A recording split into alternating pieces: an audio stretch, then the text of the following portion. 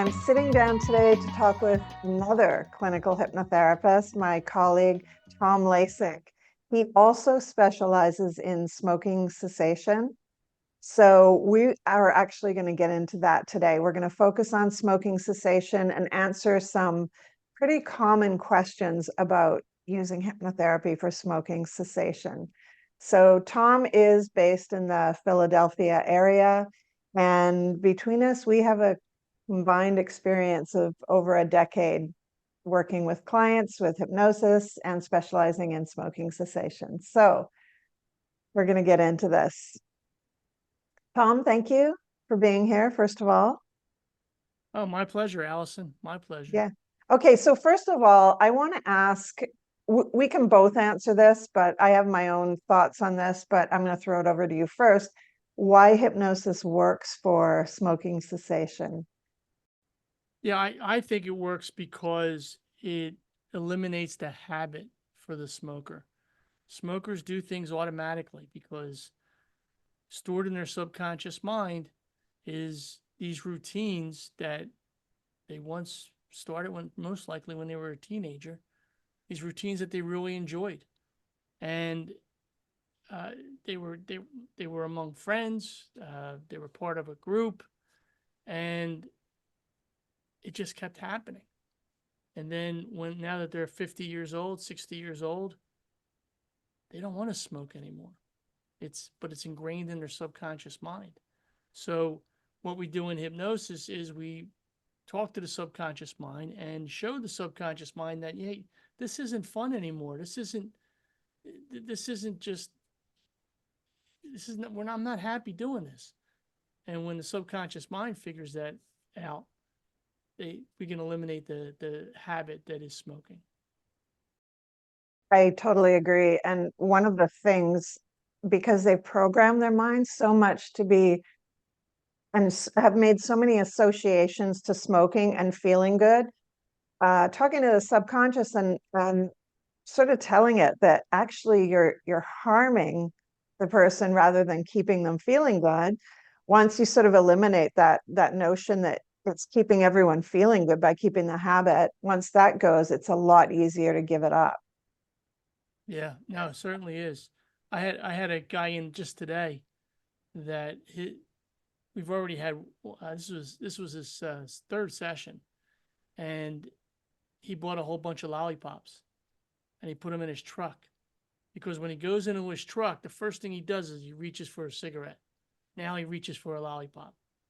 So he still has this habit, but now it's not related to smoking; it's related to lollipops. Yeah, it's good. I mean, any trick that you can do to break those associations, they're strong. We all do them. We do them all the time with many different things. Smoking just happens to be one that it is a really, really strong habit and certainly one of the hardest to break. Um, let's talk about why someone might choose hypnotherapy rather than a patch, the gum, Champix, whatever. Yeah, most smokers feel like they're addicted to nicotine, and they are. I mean, nicotine is an addictive substance, a very addictive substance. Nicotine's not good for people. Uh, nicotine gets your heart racing. It's a stimulant.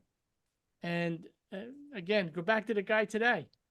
He says, "Can I wear a patch?" I says, "Well, when you wear a patch, do you feel any different because you have nicotine in my system?" He says, "Well, no." I said, "Then why do you think you need nicotine? It's going right back to the bad habit." So yeah, the patches, they don't. Some people need them. Hey, whatever it takes, right? Uh, but you're going to still be addicted to nicotine, and you're still going to have that habit if without hypnosis. You're not changing your mindset, and that's what really needs to happen. You need to change your mindset in order to get over the smoking habit, in order to get over the addiction to nicotine. Yeah, and speaking of mindset, I know nicotine, the addiction to smoking is so strong and the that need for nicotine, but I changed the semantics and just change it to habit. And the reason for that is mindset. If I keep talking about it being an addiction to people, and if people keep telling themselves, I have an addiction, I have an addiction, it's going to make it that much harder for them to stop. So I just changed the phrasing to habit, because we know that once they stop smoking, nicotine actually leaves your system within 72 hours. So after that, if you begin smoking again, that's a conscious choice you've made. It's no longer because you really have the need for nicotine. What do you think about that? Oh, absolutely. It's the habit. Nicotine is out of your system. And if you read Alan Carr's book, you know that nicotine's out of your system as soon as you stop smoking that cigarette. It starts to leave your system, and that's why a short period afterwards you're going to need another cigarette. But if you can get through, and hypnosis can help you get through that period of time as nicotine's leaving your system, you don't need nicotine anymore. Yeah, and The people do it addiction all the goes away. time. Like if you're doing an overseas flight or something and you're a smoker, you can't smoke for 9 hours. So, or when you're asleep, there are long periods of time you go without it. So it's interesting to me that that it can be done, but you tell yourself you need something. So Yeah, very yeah, true. I really sort of focus on the habitual part of it rather than the addictive part of it. Yeah, I do the same. So I know for me, for smoking cessation, we touched on this before, but how it works, because people think, well, do I just come in and sleep and you magically say something to me and I leave a non-smoker? So I think part of it is managing expectations with people. And what I do is I'm really clear on explaining that hypnosis is working with the programming that you've sort of done on yourself with your subconscious in terms of smoking. Like you said, most people start when they're young. They start when it feels good, and young people don't necessarily think about health implications um, in their teen years. So you start smoking, feels good, feels like you fit in, feel rebellious, whatever the reasons you started. Later on you're going to want to stop, but unfortunately you've programmed in those good feelings, so your subconscious mind makes all those associations like, well, when you pick up a cigarette, it's a stress reliever, it feels good, it's going to solve things. If you have something going wrong in your life and you pick up a cigarette, I'm doing you a favor. You've told me that for years. You're not going to change it on me now. We're keeping the program. So what hypnosis does is it actually works with that part of your brain that really wants to hold on to it, and sort of allows it to realize that this isn't good for you and it's actually not something you want anymore. So it allows the conscious part of you that is the rational thinker to more easily stop the associations and stop the habit. So it's not magic. It may feel like magic to some people. Sometimes hypnosis does, because you can make these shifts so quickly.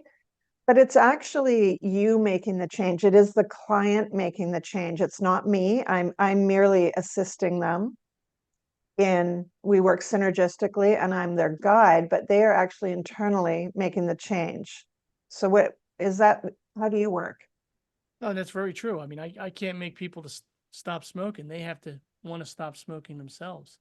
In fact, that's one of the critical pieces of this, using hypnosis to stop smoking, and that is your commitment to stop smoking.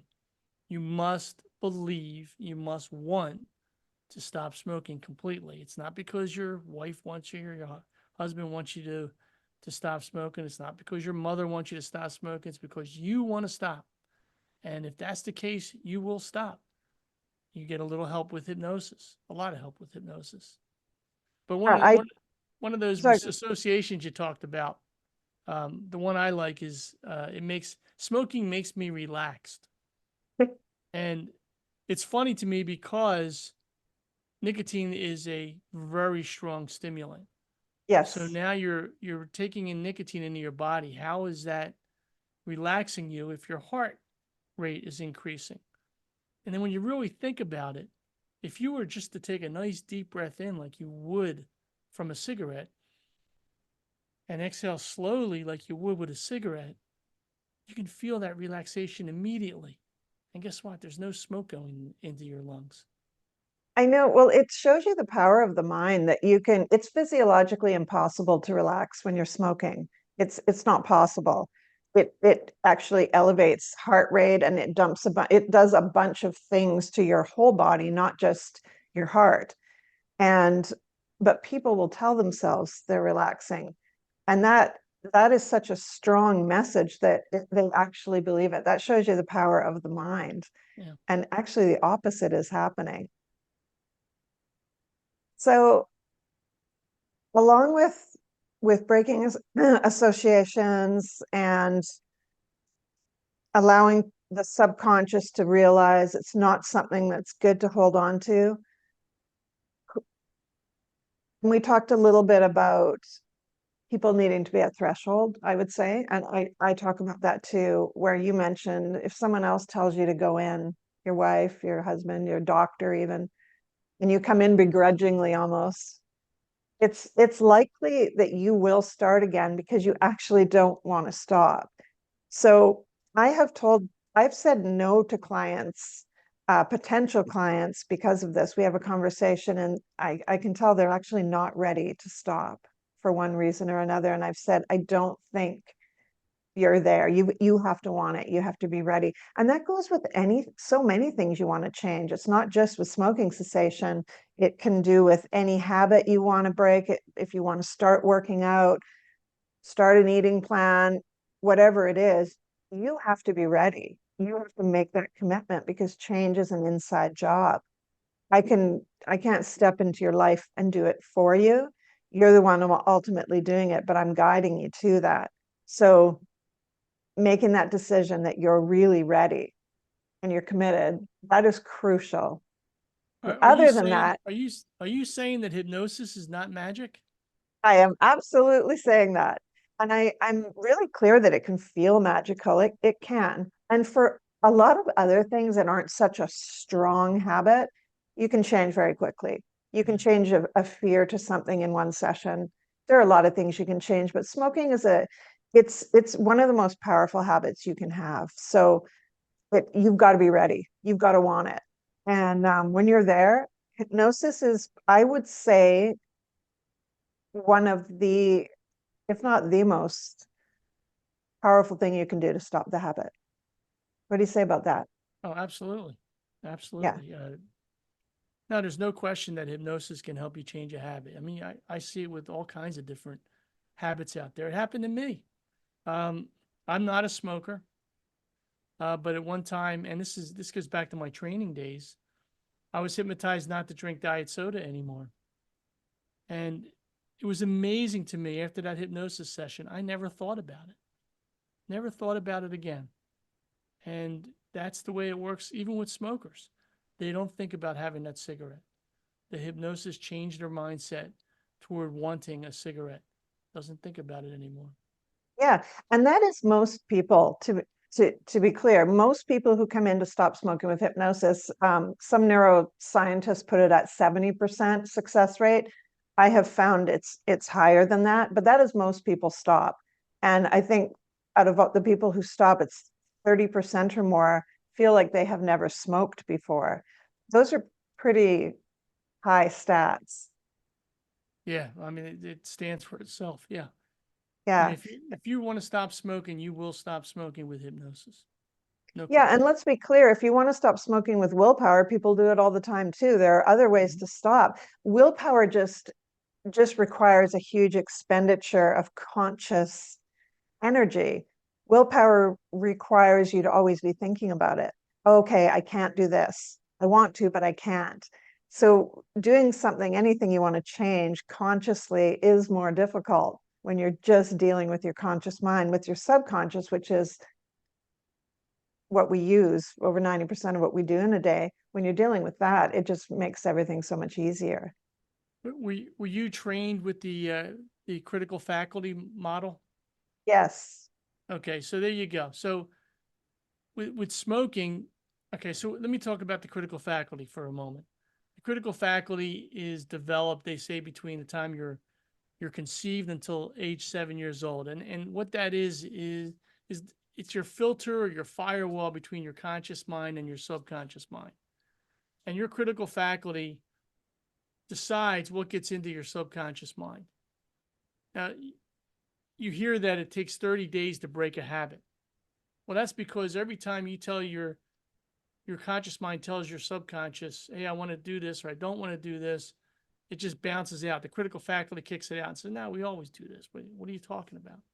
Same thing with smoking, right? I want to stop smoking. Goes to the critical faculty. Critical faculty looks it up and says, you know what? When we were 19, we loved it. We're going to continue. And what hypnosis does is it moves aside that critical faculty, gets you into a nice relaxed state. The critical faculty moves aside, and the hypnotist can make direct suggestions to your subconscious mind. Exactly. That's the way it works. Yeah, and that's thank you for bringing that up, because when I talk about changing the subconscious thoughts, that's how we do it. And it's important to realize your subconscious mind is there to keep you safe. It's there to keep you feeling good. It's always scanning the background of your life, looking for red flags, things that remind you of something that happened before and keeping you away from that, or you might not even know why, but these turns into a trigger. So with smoking, like you said, your subconscious is already thinking, hey, this feels good. This is what you use as a stress reliever. You love this. We're keeping it. Your conscious mind only has so much influence. Your subconscious always wins. That's where your emotions live. So it's a battle if you're doing it consciously. That's what I mean about exerting willpower. It's like, good luck. I really, if you can quit with willpower, they call it cold turkey, and some people do, that's amazing, because it's hard. That is amazing. Hypnosis just makes it so much easier. And like I said, a lot of people just feel like they never smoked. They just leave and that's it. Very So true. that brings us to talking about people who start again after hypnosis, that small percentage of people who pick up a cigarette again. Do you want to start with this one, or do you want me to tell you my thoughts on it? Well, go ahead. Give me your thoughts. Okay. Probably the same. Yeah. So if you start again after hypnosis, first of all, I'll say this. If you have stopped smoking after a hypnosis session, and then you start again later, that's a conscious choice you've made. It's a conscious choice you've made to pick up a cigarette. And usually it's because something has happened in your life, something that feels magnanimous to you, maybe something traumatic, something shocking. And you consciously think, well, way back then, cigarettes made me feel good. So I'm going to reach for them again, and I'm going to start. I'm just going to have this cigarette. It'll make me feel better in the moment. And then there you have it. All your senses are engaged again. Your sense of taste, sense of smell, the motion of smoking. And now you've made that association again, that it's something that's helpful to you. And suddenly you're a smoker again. Instead of maybe, and again, it's a delusion because it doesn't relieve stress, but instead of maybe taking what you're feeling about what's happening in your life and dealing with how you feel, rather than looking to something external to pick up and kind of pacify yourself, dealing with the feelings. But so many people can't or won't do that when something happens, and it's just easy to pick up a cigarette. But ultimately, it's a conscious choice. So where do you land on this? No, I agree with you. Most of the clients, well, the few clients that go back, it's always because of some traumatic event that occurred in their life. Someone died, someone got into an accident. It's never them, it's someone else. And they immediately go for a cigarette because that's what they've done in the past. And they're just going to have one. Well, guess what? You're not going to just have one, because the subconscious mind is going to reconnect everything that we disassociated with and reconnect it all again. And you're going to be back smoking just like you did before. And unfortunately, that's a problem. But what you said about relying on your feelings rather than the cigarette makes a lot of sense. And that's what they should do. They should look inside, and because the cigarette's not going to fix the problem. You No. just got to learn how to deal with the problem. No, and I tell clients, if you ever want consciously are trying to test it, because some people will do that. They'll say, I don't want one anymore. I'm just going to test it and see if I like it. If you ever, come to me before it ever comes to that, because we're going to deal with the feeling that's going on. You don't need to pick up the cigarette because, like you said, you'll get right back into it because you've engaged all your senses again. And you've told yourself that somehow whatever is happening externally, this other external thing is fixing it. And then you have all the feelings of guilt and disappointment that you've started again, and the health concerns and all the rest of it. There's a resurgence of that, and you're doing yourself a disservice. So instead, you can go see your hypnotherapist, talk it over with them, deal with what's coming up for you. It's a better idea rather than just doing what seems easy in the moment, and that's picking up a cigarette. Very true. Yeah. So any other thoughts? Anything else you want to say about hypnotherapy for smoking cessation? I think it's the greatest solution. I've been on several Facebook group accounts and seeing how smokers almost to a person rely on the nicotine patch, and they're still struggling to smoke. You need to change your mindset. You need to change with that subconscious mind, how it reacts to cigarettes. And once you do that, and you want to stop smoking, you will stop smoking. Simple as that. Yeah. And imagine if hypnosis works for one of the strongest habits known to man, imagine all the other things you can use it for to change in your life for good. I mean, it's really incredible. And I just want to say too, I want to touch on this because it's a very common question, is the sort of the fear around being in hypnosis or experiencing hypnosis. You don't go under, you're not unconscious, you're in a very relaxed, focused state. That's it. You have complete control. The hypnotist it's important I think to have a clinical therapist with you to help guide you for sure, but you're in complete control at every moment. Very true. Yeah. Very true.